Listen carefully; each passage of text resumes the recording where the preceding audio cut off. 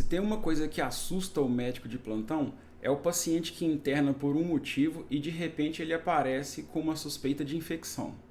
Hoje eu vou te contar um caso que começou sem nenhuma relação com bactérias e de repente começou a falar uma língua bem específica, a língua dos gram-positivos. Mas relaxa, aqui não tem enrolação, nem suave de ferida e antibiótico por via das dúvidas não entra.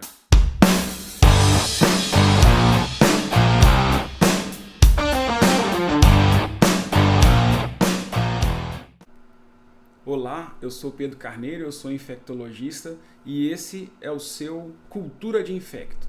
Mas vamos logo para o nosso caso clínico sem demora. Vamos lá. Eu só queria te lembrar que qualquer semelhança desse caso com a sua realidade é pura coincidência. Afinal de contas, isso acontece todo santo dia. Vamos lá.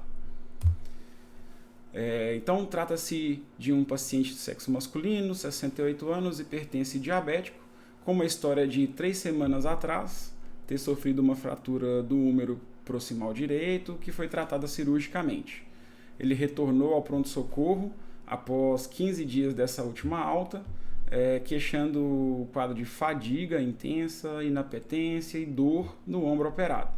Além disso, ele tinha também uma tosse seca que tinha iniciado há 4 dias, e ao exame ele apresentava-se com uma temperatura limite, 37,8. Na ausculta cardíaca apareceu ali um sopro sistólico discreto e um discreto calor e dor no ombro operado. A ausculta respiratória estava limpa e foram feitos então alguns exames de investigação que mostraram esses resultados.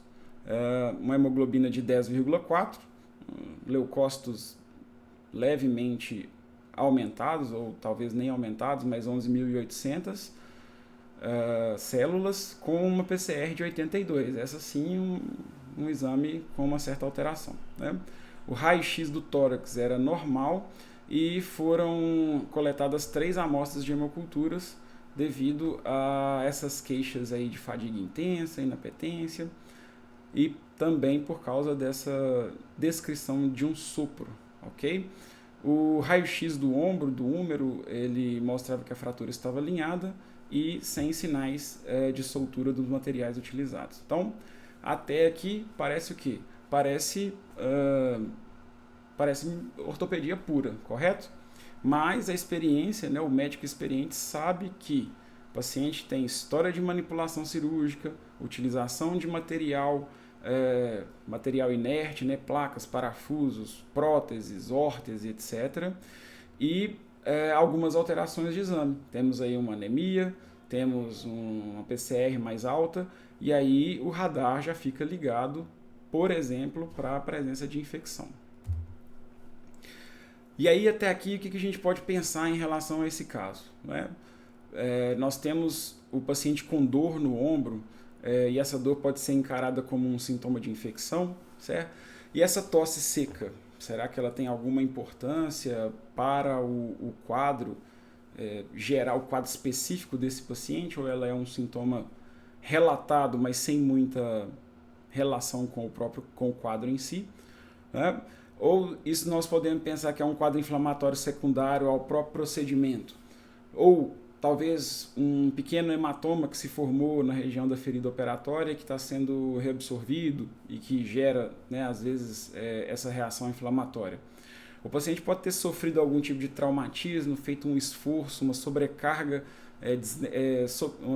desnecessária naquele ombro que foi abordado e que pode ter gerado algum tipo de trauma. E muitas vezes ele pode nem notar ou considerar aquilo como algo importante. Então, o traumatismo não informado ou não reconhecido pode ser uma causa dessas alterações? Creio que sim. Então, o que a gente vê? Que são inúmeras possibilidades.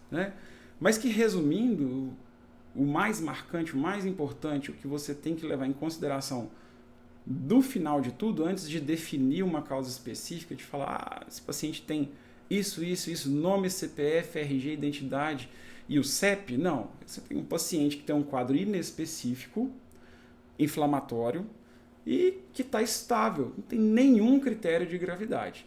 Ou seja, é um paciente que pode esperar algum tempo e ser investigado em relação ao que ele realmente tem. Seguindo então na evolução desse indivíduo, durante os próximos 2 dias ele evoluiu com picos de temperatura esparsos, no máximo chegando a 38 graus, e uma piora da dor no ombro. Nesse segundo dia, após a internação, o laboratório entrou em contato e comunicou: os resultados parciais mostram o crescimento de cocos gram-positivos em cadeias curtas e aos pares. Tem alguma importância aí? Será que tem alguma importância? É claro que tem, né? O resultado de gram, ele é igual a um trailer do filme. Ele vai te mostrar o que é o enredo do filme e ele vai te dar a informação do elenco daquele filme. Então, nesse caso aí, quais são os principais atores provavelmente envolvidos, né? Ou você vai ter um ator Staphylococcus, ou você vai ter o ator Streptococcus, ou você pode ter, né, um ator Enterococcus. Então, cocos gram-positivos, 3 amostras, as 3 amostras com a mesma identificação, isto dá uma força muito grande para uma suspeita de que a documentação da infecção vai ser realmente relacionada aos cocos gram-positivos. Tá? Pensando em hemoculturas positivas para cocos gram-positivos, nós temos que pensar, né, num acometimento específico que é a endocardite.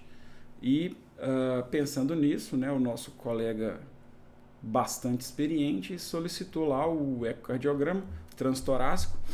Na investigação da endocardite bacteriana, o ecocardiograma transtorácico ele não é o melhor exame de imagem para a investigação da presença de uma vegetação ou alguma alteração de válvula, mas ele pode sim ser utilizado como um primeiro exame, principalmente se o paciente tiver algumas características que facilitem a realização do exame, né? Uma boa janela, né? Dependendo das características físicas do indivíduo, é possível que o transtorácico seja suficiente para definir, certo? Ainda assim,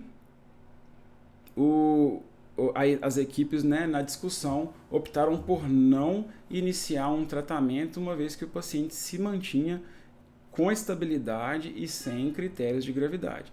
E aqui é um detalhe importante: essa estabilidade ela te permite postergar o tratamento empírico, né, mas ela já define, por exemplo, uma recomendação no contexto de uma deterioração. Então, vamos lá, nós temos um quadro provavelmente infeccioso agora, né?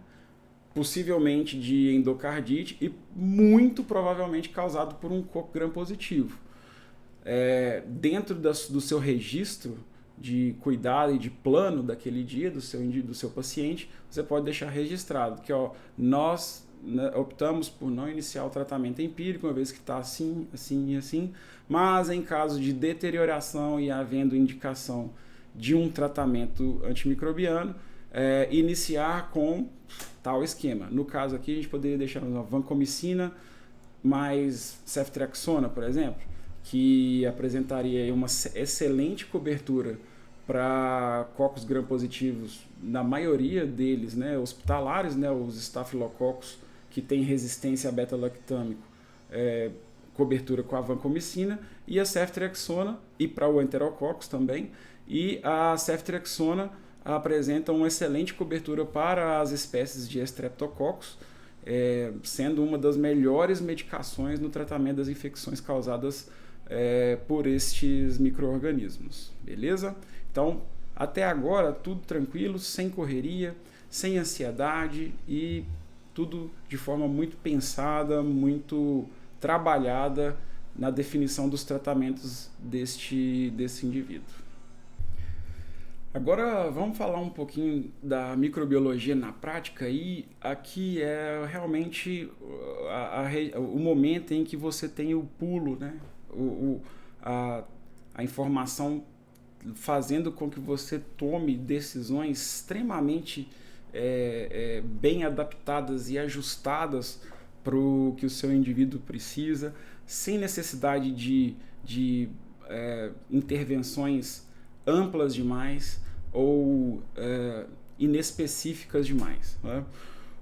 Na microbiologia dos cocos gram-positivos, o que a gente tem principalmente?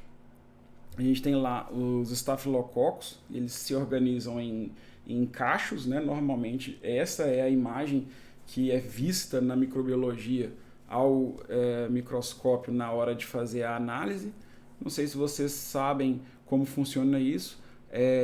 Nos laboratórios onde existe uma cultura automatizada, né? Você faz a inoculação da amostra, coloca no aparelho. O aparelho ele vai detectar muito precocemente os primeiros sinais de reprodução bacteriana. Então, produção de gases, alteração do conteúdo de determinado nutriente ali naquele frasco de inoculação. Então, de forma muito precoce. E aí, quando existe uma reprodução mínima para fazer essa alteração que o aparelho detecta, ele vai sinalizar para a equipe que houve crescimento naquela amostra que foi inoculada.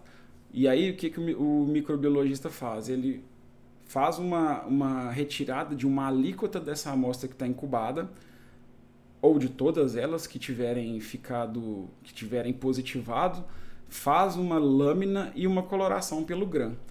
Essa coloração pelo Gram é que vai dar o resultado parcial. Então, às vezes você vai ter avaliações de Gram que não tem muito significado, mas você ter 3 amostras com a identificação de cocos gram-positivos com morfologias e características semelhantes é muito, muito importante do ponto de vista de epidemiologia, porque você já começa basicamente a definir a causa de uma infecção, né, através de um exame que é extremamente simples, rápido e barato. Então, a partir dessa morfologia, ocorre lá a informação se é um Staphylococcus, que ele vem em cachos, né?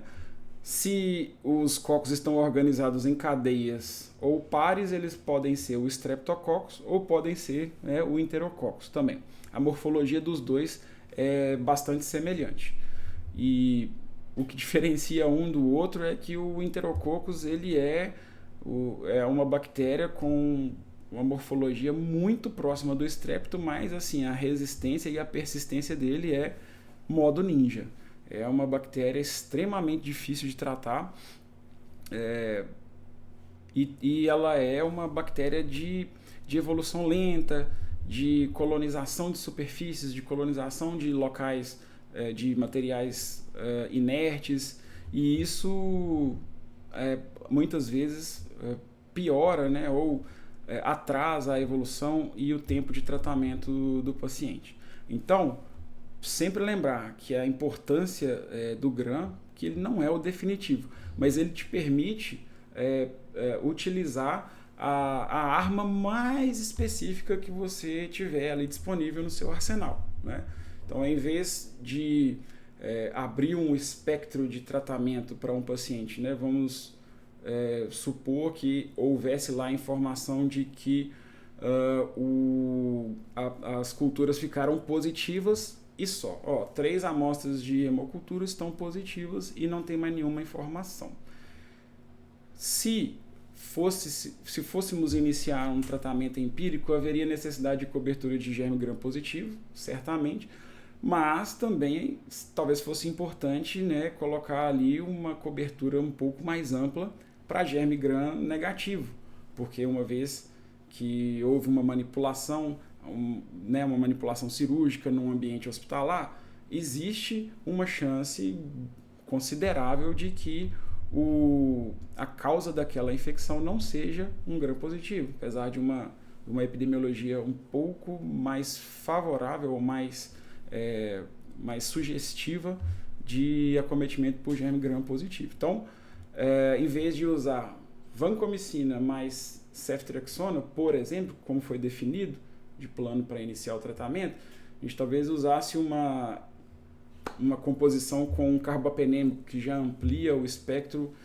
enormemente, né, que é o maior espectro que a gente tem de antibiótico, né, gram positivo, gram negativos, anaeróbios. Então, a gente deixaria de poupar uma arma, né, um recurso extremamente estratégico do ponto de vista de arsenal terapêutico numa situação em que às vezes não precisa, né?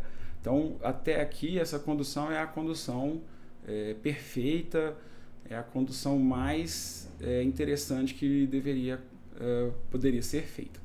E para ilustrar o que significa o Enterococcus ter a resistência e persistência do modo ninja, aqui tem um antibiograma, né, de um Enterococcus fecalis, que é a das espécies de Enterococcus, né? Nós temos duas principais, Enterococcus fecalis e Enterococcus faecium. O Enterococcus fecalis espera-se que seja uma espécie sensível à ampicilina, enquanto o Enterococcus fecalis espera-se que seja uma espécie resistente à ampicilina. Então, veja a restrição, né, de opções de medicamento que nós temos para tratamento de Enterococcus fecalis. Se você compara, por exemplo, do Enterococcus com o Streptococcus, que sejam os Streptococcus mais simples, né, tipáveis, por exemplo, do grupo A, do grupo B, ou os próprios Streptococcus do grupo Viridans, também são importantes causas de endocardite por gram positivo. Uma vez que você identifica a ampicilina ou a penicilina como uma droga com sensibilidade, você basicamente tem a disponibilidade de utilizar basicamente qualquer beta-lactâmico, cefalosporina de primeira geração, amoxicilina, ampicilina, ceftriaxona, cefotaxima, cefuroxima, que é de segunda geração. O arsenal, a disponibilidade de medicação é muito, muito, muito grande. Já no caso dos enterococcus, a gente vai ter a sensibilidade à ampicilina e a amoxicilina, que são basicamente o mesmo espectro, a ampicilina e a amoxicilina, que são a mesma medicação com nomes um pouquinho diferentes. E a gente vai ter também a piperacilina, como uma penicilina que tem atividade anti-enterococcus também. Acontece que se é sensível à ampicilina e você tem a disponibilidade da ampicilina, nós não vamos usar uma droga como a piperacilina que tem uma atividade anti-pseudomonas, certo? Então, do ponto de vista de disponibilidade de drogas, as espécies de enterococcus são muito piores do que as espécies de Streptococcus, correto? Por isso, essa classificação aí de bactéria com resistência do modo ninja. Mais 2 dias de evolução no caso desse paciente e o laboratório já foi capaz de entregar para você o resultado final das hemoculturas, nas 3 amostras, com o isolamento de Enterococcus fecalis, coincidentemente nesse caso, que é o mais chatinho deles, que a gente teria possibilidade de encontrar, mas com um perfil de sensibilidade ali que mostrou a sensibilidade à ampicilina, certo? E o paciente mantém lá a sua febre baixa, a tosse seca. O ecocardiograma foi realizado, não apresentava nenhuma disfunção ventricular, disfunção valvar importante, mas tinha lá uma imagenzinha sugestiva na válvula mitral, o que fecha os critérios, né, para a definição da presença de endocardite. Nesse caso, né, você tem a lesão valvar, né, demonstrada no ecocardiograma já com hemoculturas positivas com um germe que é relacionada à ocorrência e à causa da endocardite, você tem uma endocardite documentada, uma endocardite comprovada, né? O tratamento iniciado, então, foi a ampicilina com a associação da ceftriaxona, e a proposta de tratamento, nesses casos, ela chega em torno de 4 a 6 semanas, tá? E aqui vale um comentário importantíssimo, que não depende tanto da sua prática, mas depende da sua boa vontade e da sua própria vontade de ser uma pessoa que tem autonomia, né? Que é consultar a diretriz.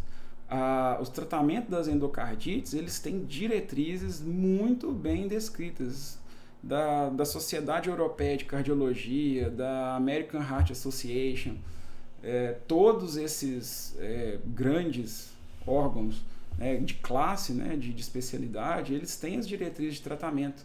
Então, apesar da gente não considerar os enterococos, né, a ceftriaxona, as cefalosporinas no tratamento das infecções por enterococos, tá?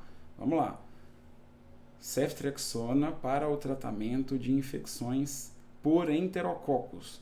A sensibilidade dos enterococos às cefalosporinas sozinhas em monoterapia, ela não existe. Não há pontos de corte definido de sensibilidade do enterococos às cefalosporinas. Porém, nos estudos de tratamento, na associação ampicilina com a ceftriaxona, mesmo que a ceftriaxona seja uma droga que em monoterapia não é recomendada e não é segura para o tratamento de infecções por enterococos, ela pode ser usada como composição do esquema de primeira escolha, inclusive, né, do tratamento da endocardite, tanto de válvulas nativas quanto de válvulas protéticas, tá? E aí é que entra também essa questão de correr atrás da recomendação, tá? É muito comum, às vezes, a pessoa bater o olho no antibiograma e falar assim, aqui tem vancomicina, bom demais, vou usar a vanco. Beleza, prescreveu a vanco. Só que quando você vai lá na diretriz e lê o que está escrito na diretriz, olha, os estudos clínicos mostram que a associação ampicilina com ceftriaxona é muito superior, mas não é pouco superior não, viu gente? É muito superior em termos de resultados finais, prognóstico, critérios de cura, é muito superior a outras drogas, tá? Classicamente, a utilização sempre foi ampicilina com aminoglicoside, geralmente a gentamicina, certo? Que tem resultados bem semelhantes a essa associação de ampicilina com ceftriaxona, porém a gentamicina tem a questão da toxicidade cumulativa do uso prolongado, o que muitas vezes pode ser um limitador da utilização dessa classe, que é muito boa também, né? Se por acaso o paciente não tolera a ampicilina, mas não tolera a ceftriaxona, você pode substituir a ceftriaxona pela gentamicina por um período que seja, 2 semanas, enfim. Mas a associação da gentamicina, ela também é superior à utilização da vancomicina. Quando é que a vancomicina vai poder ser utilizada? Ou a linezolida, por exemplo. Quando o paciente não puder, né, usar uma penicilina, ou não tolera, ou ele tem alergia, ou ele não tolerou o uso da gentamicina, né, desenvolveu algum tipo de reação adversa, aí você precisa mudar de classe para uma segunda opção. Aí tem a autorização da utilização dessa droga, mas lembrando que apesar dela ser uma droga que existe sensibilidade, existe ponto de corte, existe indicação de tratamento, né, ela ainda assim apresenta uma performance que é considerada inferior a esta associação ampicilina-ceftriaxona e também a associação ampicilina e gentamicina, certo? Então, conhecer microbiologia, conhecer indicações de tratamento, saber organizar, né, o momento certo de utilizar a medicação, mas ter aquela boa vontade de conferir a indicação. Não precisa ser baseado em opinião alheia, nem precisa ser baseado no que você acha que poderia ser melhor, correto? Então, nesse momento, a gente pode fazer uma construção global do raciocínio clínico em cima desse caso, né, que é um exemplo que pode acontecer amanhã, pode estar acontecendo agora enquanto eu gravo esse vídeo, né, e pode ser parte de uma dúvida que você apresentou, né? Primeira coisa em relação ao raciocínio é tentar definir se existe ou não aquela infecção, certo? Nesse caso deste paciente, esta infecção ela foi comprovada basicamente, né, 4 dias após a chegada dele no hospital. E um paciente que ficou ali estável, tranquilo, aguardando a definição da situação que ele tinha. Então, nesse momento aí, né, da decisão do tratamento, a gente já havia confirmado que tinha uma infecção e também nós já tínhamos documentado uma endocardite, né? Paciente com 3 amostras de hemocultura positiva, mais um ecocardiograma com uma alteração morfológica que era compatível com uma vegetação, né? Isso torna o quadro como uma endocardite confirmada. O agente provável de causa, né, da infecção ele já foi confirmado, documentado, que no caso é o Enterococcus fecalis, né? E a melhor cobertura da situação também foi instituída. No caso, a melhor cobertura, aí ela foi baseada no perfil de sensibilidade da bactéria, mas com base numa diretriz, certo? A diretriz coloca uma associação de 2 drogas que são separadamente. A ampicilina é utilizada sim para tratar uma infecção por enterococcus, mas a ceftriaxona não. Mas dentro da associação existe um benefício para esta espécie bacteriana, comprovado mediante estudos, ok? Não é achismo, não é experiência, é diretriz. Está escrito nas diretrizes, né, nos guidelines de quem manda no assunto. Então, infelizmente, ou felizmente, para mim, felizmente, é só seguir o que está recomendado, o que está comprovado de ter benefício, que você está bem encaminhado, certo? E o que eu quero deixar aqui como uma mensagem principal para essa situação é que este processo ele precisa ser treinado, ele precisa ser revisto, ele precisa ser repassado para que a sua conduta, né, a sua prática, ela seja a prática mais segura possível e menos invasiva possível dentro, lógico, de critérios de seleção dos casos. Então, voltando no início desse caso,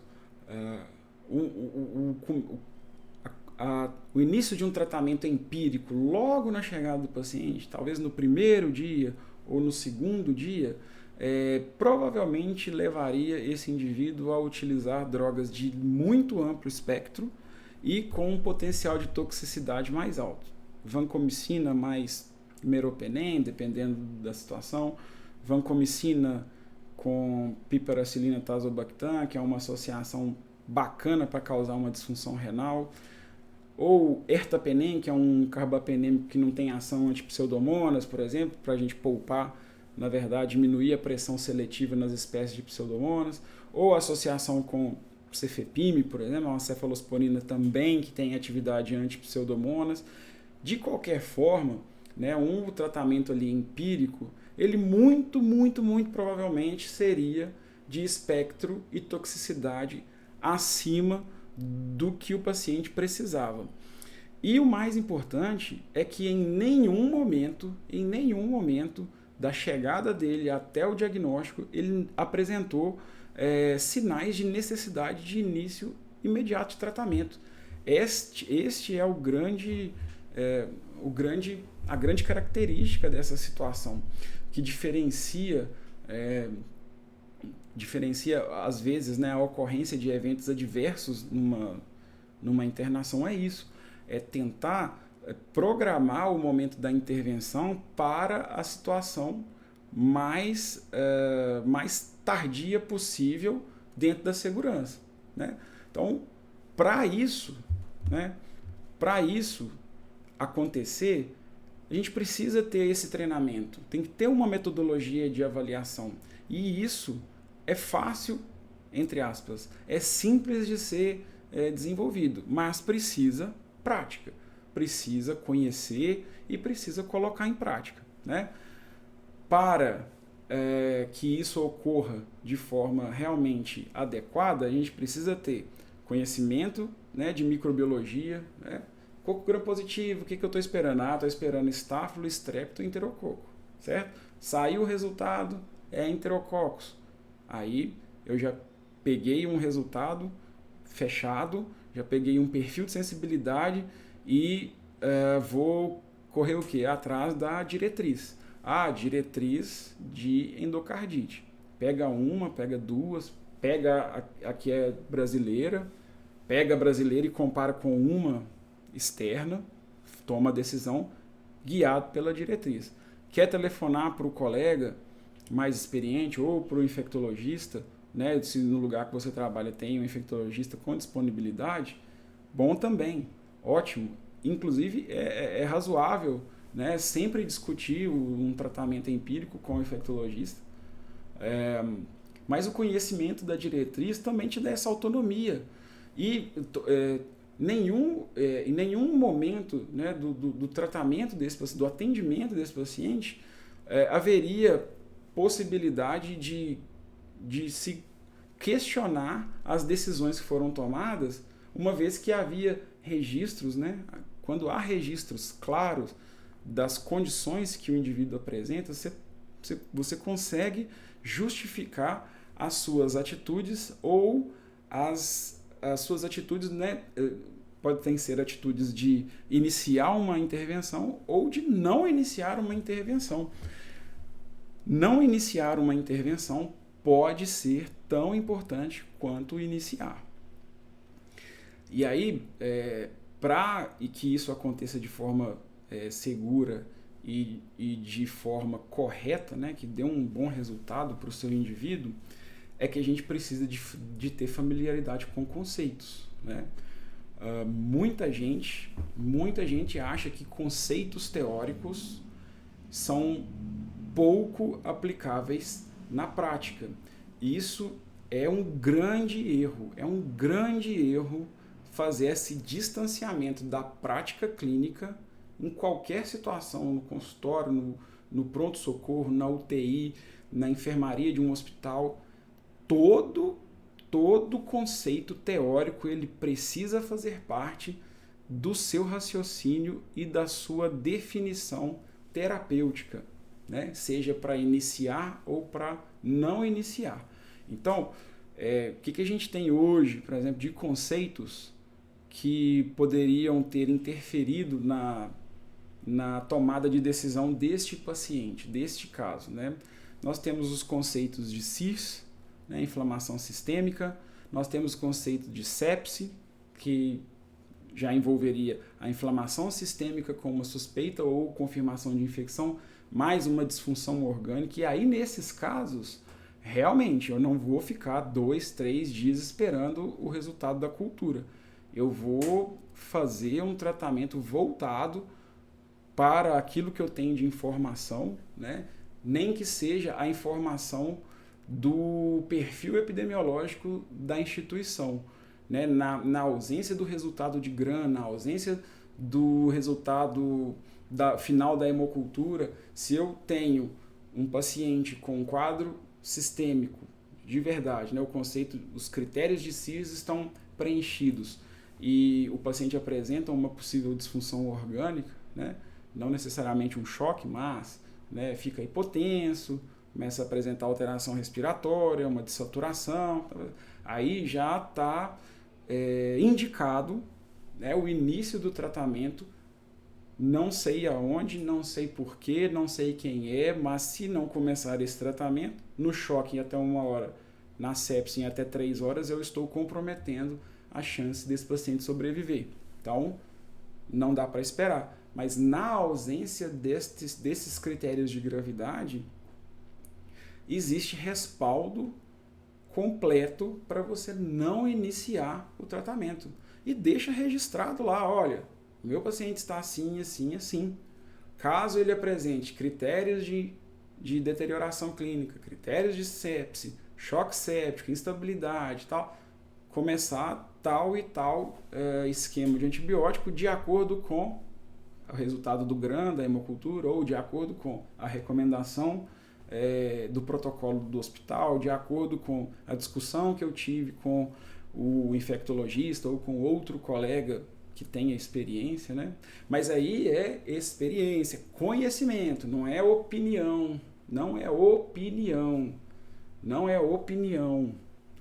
Protocolos hospitalares não são opiniões, eles são dados estatísticos. Eu tenho 10 pneumonias hospitalares num mês ou num semestre, depende do tamanho do hospital. 10 pneumonias hospitalares, dessas 10 pneumonias hospitalares, 5 pneumonias associadas à ventilação na UTI e 5 pneumonias fora da UTI ou fora da ventilação. Nas pneumonias associadas à ventilação, eu só identifiquei Pseudomonas aeruginosa e 100% delas era sensível a meropenem. Então, você não vai utilizar uma droga que cobre um gram negativo que pode ser, que tem fenótipo, por exemplo, de resistência a carbapenêmico, sendo que a epidemiologia do seu hospital não mostra a presença daquele germe, né? Então, não é opinião de quem recomenda, é análise estatística, é um fato que o seu tratamento empírico ele tem que ser voltado para essa situação, né? Isso foi só um exemplo, tá, gente? Um exemplo hipotético, né? Muitas instituições, às vezes, não têm essa estatística bem definida e outras instituições não têm protocolos de recomendação bem definidos e acaba sendo uma decisão mais informal, tá? O fato é que a reunião, a união, a coesão de todas essas áreas de conhecimento que vão te dar segurança e autonomia. E pode acreditar em mim, isso vai levar você a dominar o raciocínio clínico, né, no uso de antimicrobiano. Desde avaliar o paciente que pode ter um quadro de infecção, depois avaliar o paciente que precisa de iniciar o tratamento imediatamente e o paciente que pode esperar. Depois, como investigar essa infecção, né? Como definir, como preparar o indivíduo para eventuais intercorrências, né? A vida é um processo dinâmico. Então, agora eu não tenho sinais de gravidade. Eu venho, né, sou avaliado pelo meu médico, ele passa daqui a 4, 6, 8 horas, eu inicio um processo de deterioração que vai se caracterizar por várias manifestações clínicas simples de serem detectadas. E essa definição em prontuário, olha, se o meu paciente apresentar isso ou isso, comece tal esquema de antibiótico que é o que eu quero raciocinar em cima. É o que nós, como equipe, queremos construir o raciocínio em cima. Tá bom? Então, veja que o tratamento, né, a definição do que vai ser feito com o paciente em relação à infecção tem muito pouco de opinião, muito pouco de impressão. Você pode utilizar dados objetivos para definir as situações. A impressão, às vezes, ela vai fazer a diferença. Por isso que a experiência, a prática, né, ela melhora a sua forma de enxergar determinadas situações. Então, né, a experiência da pessoa nos tipos de tratamento, nos tipos de atendimento, ela melhora a sua qualidade de avaliação ao longo do tempo. O problema é que quanto mais o tempo passa, menos nós permanecemos ligados aos conceitos teóricos. E esses conceitos teóricos, eles não podem ser dissociados da prática clínica. Não é que nós precisamos identificar todos os conceitos específicos de cada síndrome clínica a ser investigado, mas o conceito básico ele precisa estar presente, senão tudo vira opinião. E nós sabemos que opinião, hoje em dia, é a pior das fontes de evidência clínica, de evidência científica que se pode utilizar. Tá certo? Então, é para isso que a microbiologia serve junto com os dados clínicos do paciente. Beleza? Viu como é que um caso que começou na ortopedia acabou virando uma aula, basicamente, de microbiologia associada a raciocínio clínico e definição de tratamentos? Então, da próxima vez que isso acontecer com você, você para, pensa, respira e lembra de aplicar o método. E aí depois você me conta se isso fez alguma diferença na sua prática, tá?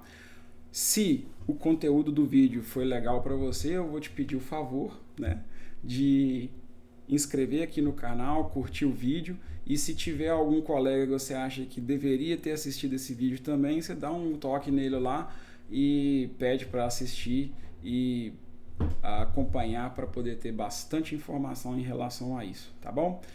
Vou me despedindo aqui, até o próximo Cultura de Infecto, sem enrolação, sem suave de ferida e antibiótico por via das dúvidas, não tem vez.